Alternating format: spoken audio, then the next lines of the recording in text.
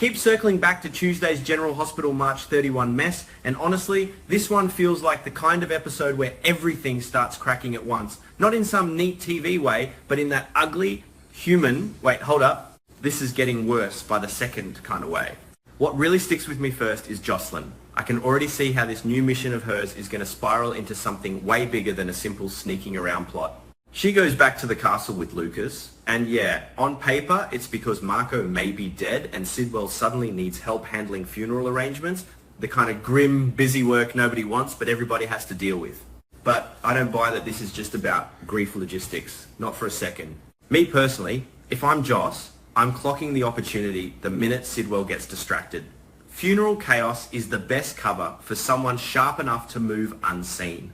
People are crying, arguing, running papers, making calls, doors left open, guards sloppy. That's the crack she slips through. And I kind of love that this doesn't have to feel heroic in a polished way. It's messy, it's reckless, it's very Joss. I mean, she's basically using a dead man's memorial as camouflage, which sounds cold when I say it out loud, but also, this is Port Charles. Morality here always comes with smudged fingerprints. Lucas, meanwhile, is carrying something way heavier than just guilt. I can feel that stubborn, ugly survivor's guilt sitting all over him. Marco got attacked because of Brit's 2 vials, and Lucas is probably replaying every second in his head like, if I had moved faster, if I had said less, if I never brought Marco into this, that stuff eats people alive. And what makes it interesting is he's not going to let Marco die for nothing. That line of thinking usually turns smart people into obsessed people. He'll want names, motives, the real hand behind the attack. Not the obvious answer, the real one. And honestly, that's where the story gets educational in a weird way. Grief doesn't just make people sad, it makes them investigative, irrational, laser-focused. Pain turns into purpose. Sometimes good, sometimes dangerous as hell. Then there's the Cody and Molly thing, and man, this one feels almost awkwardly sweet, which is rare for this show lately. Alexis witnessing Cody's proposal? Of course she'd be emotionally invested. She probably already has the whole future mapped in her head before Molly even answers. That's such a family thing, right? Parents or parent figures sometimes fall in love with the idea of stability before the people in it even get there. But what I really latch onto is Molly turning around and dropping new medical news on Cody. Sounds like she's preparing for some fertility-related treatment, maybe revisiting options she had emotionally filed away before. And I like this because it doesn't erase the painful truth they'd already accepted, that maybe children together weren't in the cards. Real life does that too. People accept things, then months later, bam, hope creeps back in through some side door that they didn't know was still unlocked.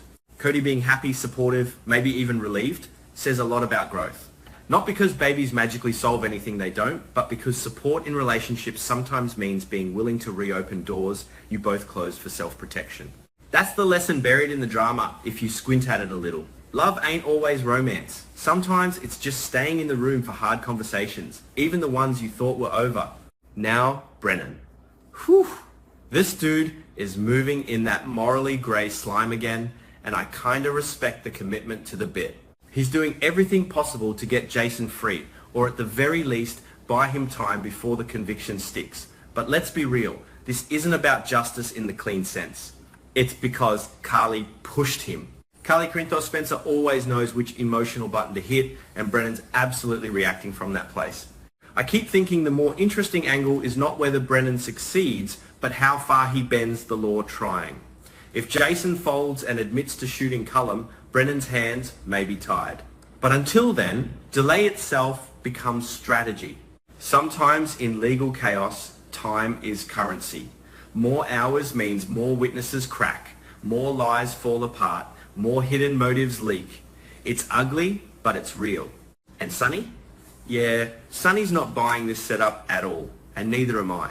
Sonny Corinthos knows Jason too well to believe he'd get boxed in this easy unless someone engineered the board. That's why his own investigation matters more than the cops right now. He's not looking for surface evidence. He's looking for the pressure points, the part that doesn't add up. The Sidwell confrontation, though, that's where this gets wild, in the most back alley, old school soap way possible. Sidwell storms in blaming Sonny for Marco's attack, and I can almost hear the room go dead right before fists fly. If Sidwell really swings on Sonny, That's not just rage, that's grief weaponized. People do stupid, loud, irreversible things when pain needs a face. Sonny just happens to be the easiest face available. And if someone has to jump in to stop the fight, that tells me the tension in Port Charles is way past verbal now. Nobody's just having concerns anymore. They're bleeding into physical consequences. That's what makes the whole Jason Marco Cullum web feel so combustible. Over at the Quartermain mansion, Tracy restoring order is almost funny because order in that house usually means louder arguments in fancier rooms. Tracy Quartermain stepping in tells me Jacinda's presence is hitting a nerve somewhere deep in the family structure. Some people clearly don't want her around, maybe because she threatens secrets, maybe inheritance angles, maybe old loyalties. It's never just about the person, it's what they represent. Michael and maybe Christina defending Jacinda is the kind of split that turns family dinners into war zones. And if I'm reading the subtext right, this has less to do with Jacinda herself and more to do with who in the Quartermain orbit gets to define family. Blood, loyalty, usefulness, history, those are the real arguments, even if nobody says them straight. Then the Danny Charlotte Rocco thread. This one might be the most emotionally sharp of the bunch because it hits the next generation right where adult secrets always land, on the kids who weren't supposed to know. Danny finding clues about Cullum's attack and then maybe going to Rocco? Oof, that's brutal. If Danny realises Rocco attacked Cullum and Jason is sitting in jail for it, we're talking about betrayal at the level kids never forget. It's one thing for adults to lie to each other. It's another when a kid learns his father is paying for what his friend, maybe basically family, actually did. And that's the part I keep chewing on. Maybe the bigger value in this whole messy spoiler pile. Lies don't stay contained. Adults always think they can handle it, cover for somebody, delay the truth till later. But later always lands on the younger people, the ones who inherit the fallout without any say in it. That's the real bruise under this story.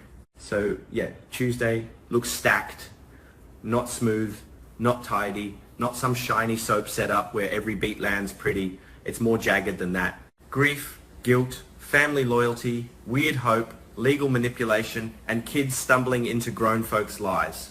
I kind of like when General Hospital gets ugly in this specific way because it reminds me the drama works best when people make half smart, half chaotic decisions for reasons that feel human.